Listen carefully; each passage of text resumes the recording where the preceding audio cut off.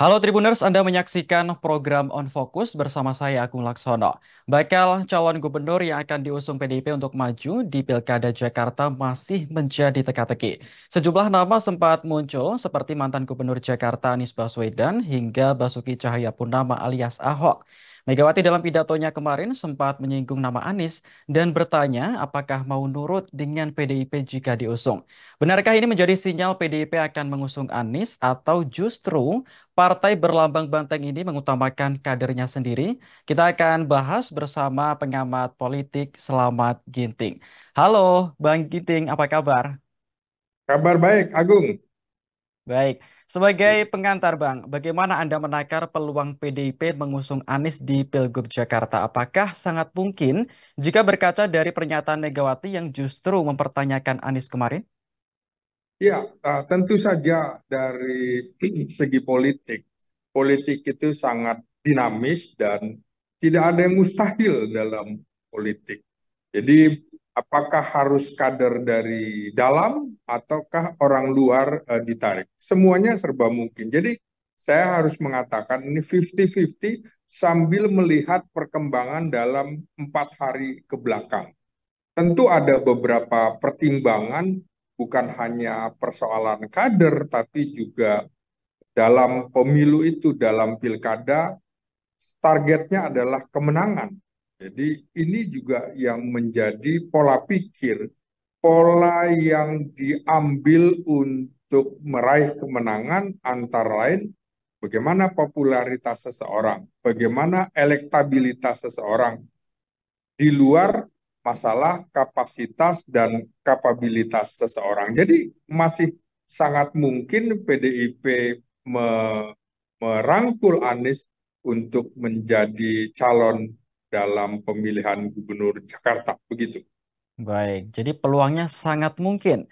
Lalu kemarin nih Bang, PDIP Ya, kan sempat mensyaratkan agar Anies menjadi kader dulu agar bisa diusung. Akankah jika benar Anies seandainya menjadi kader, PDIP akan konsisten mau mendukung Anies? ya. Kita berkaca lagi dari kasus yang terjadi di Sumatera Utara.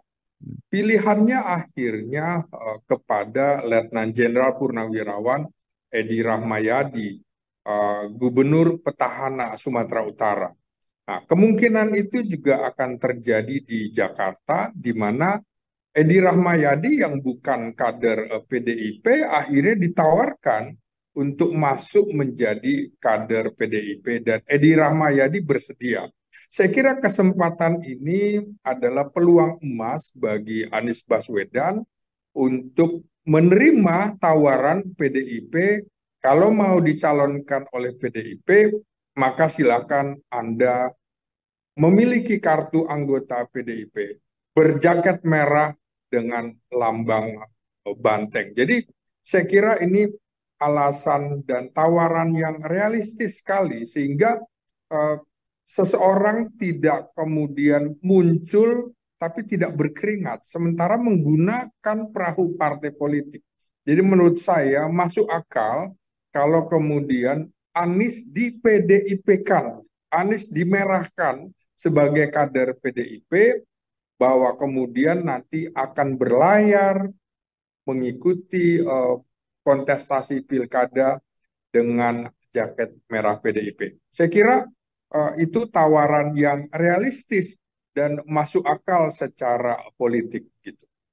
Baik, itu kan dari segi PDIP ya, yang Ya, mensyaratkan agar masuk menjadi kader terlebih dahulu. Kalau Bang Ginting melihat sosok Anies ini, apakah sosok yang terbuka dengan partai-partai politik, terutama PDIP ketika nanti dipinang untuk maju di Pilgub Jakarta? Apakah beliau ya, ini sosok yang terbuka? ya. Kita lihat kesempatan itu sebenarnya sudah ada, sudah ditawarkan oleh PKS pada saat PKS mendeklarasikan Anies Baswedan dengan Sohibul Iman. Hmm. Itu ditawarkan. Ini kan persoalannya PKS 18 kursi masih membutuhkan 4 kursi tidak bisa. Partai lain itu tidak mau kalau kemudian wakilnya misalnya PKS. Maka sebenarnya ada solusi. Anies di PKS kan. Tapi karena Anies tidak mau, dan juga akhirnya PKS sampai batas waktu sekitar 4 Agustus itu tidak memperoleh dukungan tambahan kursi untuk maju dalam Pilgub Jakarta ya sebelum ada keputusan MK nomor 60 dan 70 ya terutama MK nomor 60 ya tidak bisa sama dengan kemudian secara realistis Anies juga mau di PKS-kan, mau di Nasdem-kan, mau di PKB-kan, di mana ketiga partai itu berada dalam koalisi perubahan pada saat Pilpres, dan ternyata kemudian Anies ditinggalkan oleh PKS. Kekecewaan PKS kan seperti itu.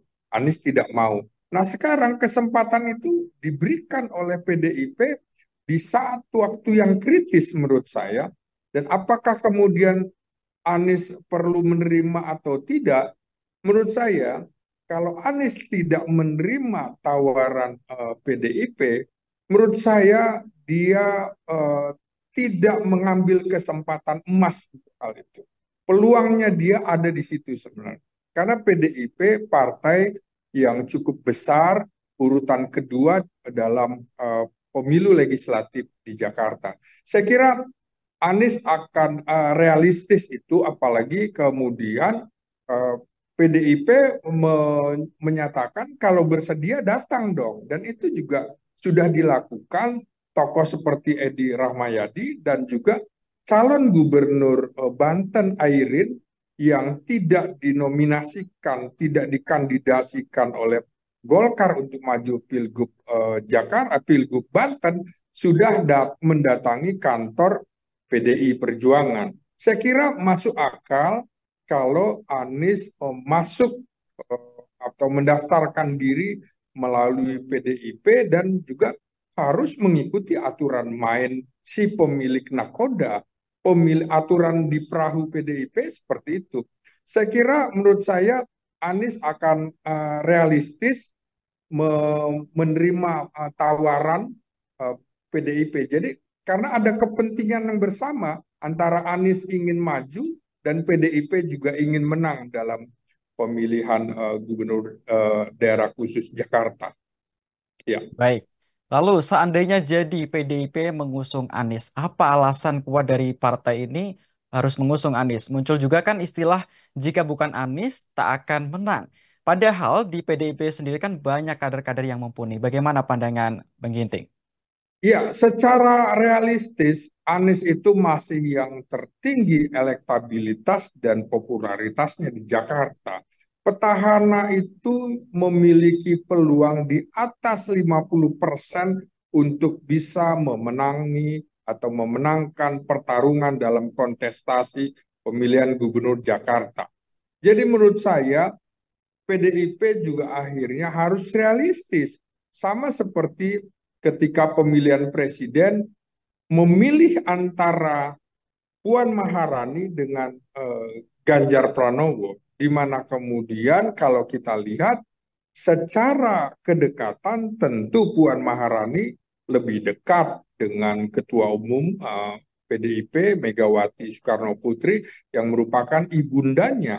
Tapi menurut saya akhirnya Megawati secara realistis, secara politis menyerahkan tiket itu kepada Ganjar Pranowo. Itu juga sama dilakukan pada saat Pilkada Jakarta dulu memberikan tiket itu kepada Jokowi. Dulu juga semula ingin memberikan kepada Foke. Jadi menurut saya antara kapasitas, kapabilitas, dan elektabilitas serta popularitas calon, maka harus digabungkan. Ini adalah pertarungan untuk menang.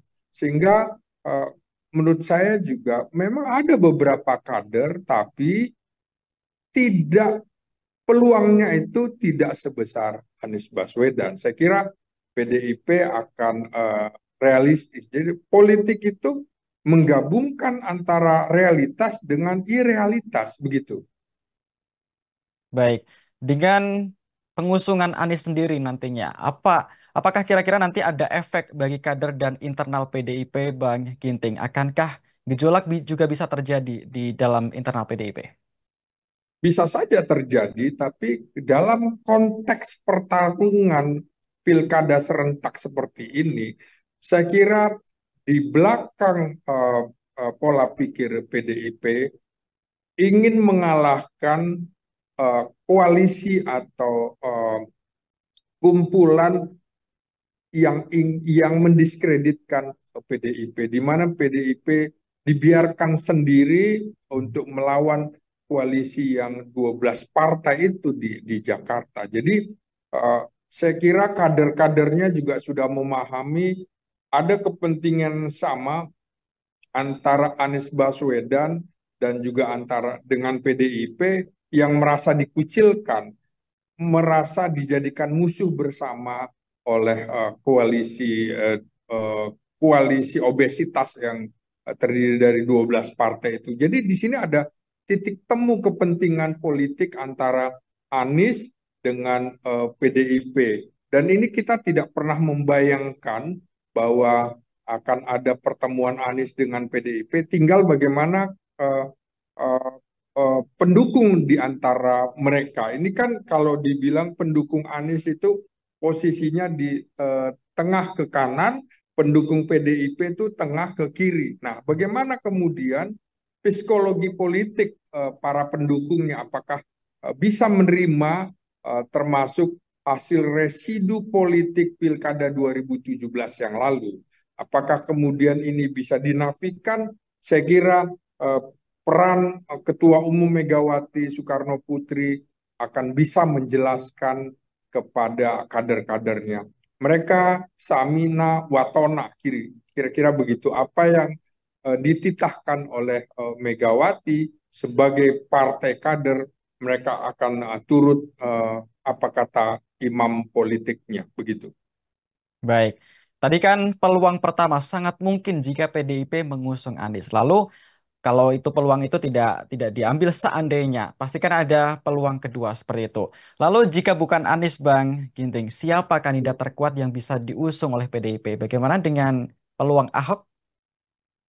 Ya, begini ya, kalau hitungan kemenangan itu tidak ada lain mendukung Anies. Mau menang atau mau kalah.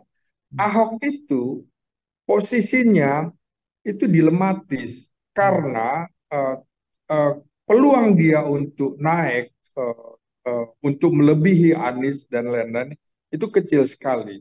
Apalagi kemudian uh, Ahok itu dalam tanda petik dosa politiknya itu diingat oleh warga Jakarta sudah menjadi keputusan keputusan hukum yang inkrah bahwa dia dia diputuskan bersalah dalam kasus penodaan agama. Ini menjadi catatan sehingga dilematis sekali menurut saya kalau Ahok dimajukan sehingga kubu yang misalnya mendukung Anies tidak akan mendukung Ahok, malah kemudian suaranya menjadi lebih kecil daripada Ahok pada saat tampil di Pilkada 2017. Jadi menurut saya resistensi politik Ahok itu sangat tinggi sekali.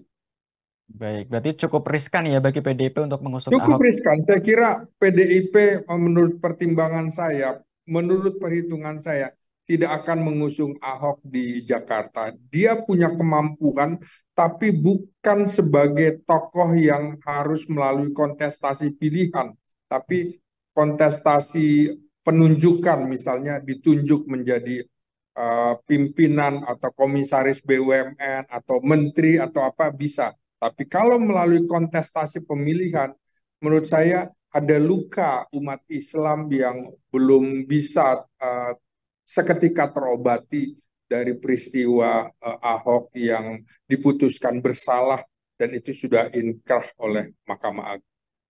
Oke, kalau Ahok tadi Bang Ginting bilang sangat berisiko. Lalu bagaimana dengan Rano Karno ini, Bang? Ini kan juga sempat dibicarakan dalam beberapa waktu terakhir. Padahal yang Rano Karno ini juga merupakan putra asli Betawi. Bagaimana peluangnya kira-kira? Eh, Rano Karno justru menurut saya akan semakin memperkuat posisi kalau dia posisinya sebagai calon wakil gubernur. Karena PDIP kan bisa mengusung sendiri, jadi Anies sebagai kader PDIP, kemudian juga Rano Karno sebagai kader PDIP. Rano Karno tentu popularitasnya cukup baik, tapi belum pernah diuji elektabilitasnya di Jakarta. Memang yang bersangkutan itu identik dengan Jakarta. Ayahnya juga dikenal sebagai tokoh perfilman di Jakarta. Rano Karno juga identik dengan sidul anak sekolahan, tapi memang tidak cukup hanya anak sekolahan saja, tapi juga dia harus menjadi politikus yang bisa diterima oleh semua pihak. Saya kira ini perpaduan yang menarik sekali kalau Anies Baswedan itu berpasangan dengan Rano Karno, peluang menangnya tinggi sekali dan ini menurut saya menjadi sebuah monster politik bagi koalisi Indonesia Maju yang mengusung Ridwan Kamil dan Suswono dari PKS. Kalau pasangan Anies Baswedan berpasangan dengan Rano Karno, berhadapan dengan Ridwan Kamil dan Suswono, peluang menang Anies Baswedan Rano Karno itu jauh lebih tinggi. Begitu. Baik, jadi Anda sangat yakin ya Bang, pasangan Anies dan juga Rano Karno ini bisa memecah suara RK di Jakarta nanti? Persis, bisa karena uh, Rano Karno juga sudah dikenal sebagai dalam tanda petik anak Betawi begitu ya, walaupun DNA-nya bukan Betawi, tapi sekian lama hidupnya di Jakarta dan mendarma baktikan luar biasa lewat kesenian dan juga pesan-pesan filmnya juga mengangkat budaya Betawi. Saya kira uh, uh, komposisi ini identik dengan uh, Betawi sebagai suku asli di Jakarta. Nah, kalau Ridwan Kamil identik dengan suku Sunda, kemudian Suswono suku Jawa, dan ini tentunya uh, perwakilan representasi Betawinya tidak ada di pasangan koalisi Indonesia Maju ini. Maka peluang Anies dan Rano Karno untuk maju berkontestasi menurut saya cukup besar untuk bisa menang dalam laga November yang akan datang. Baik. Terakhir Bang Ginting, di waktu yang Ya, sangat sebentar lagi ini kan menuju pendaftaran 27 Agustus, artinya kan tinggal menghitung hari. Apakah ya. kemudian koalisi Kim Plus sendiri ini masih bisa digoyang oleh PDIP untuk kemudian diajak berkoalisi? Nah, persoalannya uh, pilkada ini juga satu tarikan napas dengan rencana pembentukan kabinet pada 21 Oktober mendatang. Sehingga partai-partai itu dalam tanda petik sedang mencari muka kepada presiden terpilih agar bisa menjadi bagian dari kabinet pemerintahan Prabowo Subianto mendatang. Sehingga kemungkinan mereka tidak akan berani keluar dari koalisi Indonesia Maju karena tentu mereka ingin menjadi klien dari patronnya sang presiden. Sehingga kalau keluar dari koalisi Indonesia Maju, maka salah satu hukumannya barangkali tidak akan mendapatkan tempat di kabinet. Ini memang pilihan-pilihan realistis secara politik, maka mereka juga wajar untuk menyelamatkan partainya agar memiliki perwakilan di kabinet ini menjadi tujuan. Salah satu tujuan politik adalah ingin berkuasa. Jadi saya kira PDIP akan sulit menarik partai yang berada di koalisi Indonesia Maju dan koalisi perubahan yang sekarang menyatu di situ. Karena itu tadi ada kepentingan-kepentingan lain termasuk untuk menyelamatkan perahu partainya. Demikian. Baik, sepertinya sangat menarik ya Bang kalau kita ikuti untuk Pilkada Jakarta ini kan. November nanti pasti akan ramai sekali bagaimana kontestasi ini bisa berjalan di masa yang mendatang. Apakah kemudian kita nanti juga akan segera melihat kira-kira PDIP apakah akan mengusung Anies atau justru sosok lain yang mungkin tidak kita duga-duga? Kita tunggu bersama ya Bang Ginting ya. Iya, iya, oke. Baik, terima kasih Bang Ginting atas waktunya. Dan kita juga berharap Pilkada Jakarta ini meskipun suhu politik sekarang panas, semoga nantinya kita juga bisa saksikan bersama-sama kontestasi ini juga berjalan dengan lancar. Saya Agung Laksono Amin. mewakili kerabat kerja yang bertugas, pamit undur diri. Terima kasih dan sampai jumpa. Download Tribun X sekarang. Menghadirkan lokal menjadi Indonesia.